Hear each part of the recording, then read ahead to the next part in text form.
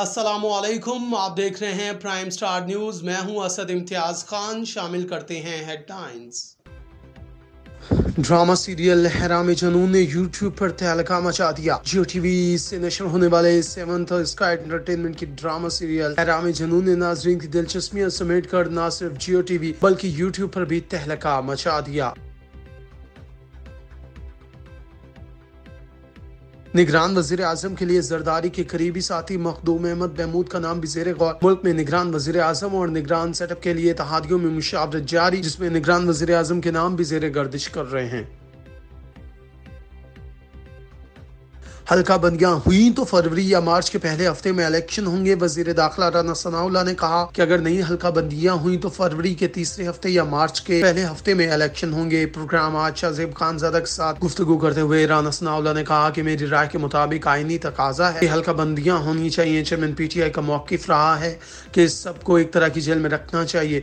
Chairman PTI कई बार कह चुके कि घरों से खाना मंगवाने की इजाज़त नहीं होनी चाहिए। झोलों में ओपन वॉशरूम्स ही होते हैं। जिन जेलों और सेल्स में हम रहे हैं वो भी ऐसे ही थे।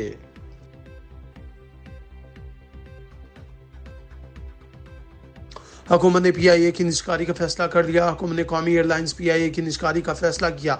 वफाकी वज़ारत ख़ज़ाना के मुताबिक वज़ीर ख़ज़ाना इसहाक़ डार की ज़ेर सदारत काबीना कमेटी बराए निजकारी का इजलास हुआ। इजलास में काबीना कमेटी ने रोज़वेल्ट होटल की निजकारी के लिए मालियाती मुशीर की तैनाती की मंजूरी दे दी।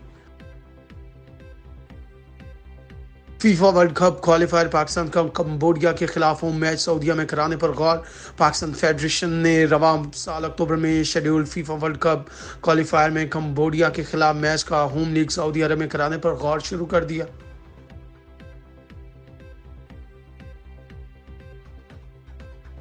एशिया कप, वर्ल्ड कप और दौरे ऑस्ट्रेलिया इंजमाम के लिए चैलेंज पहले से ज़्यादा मुश्किल।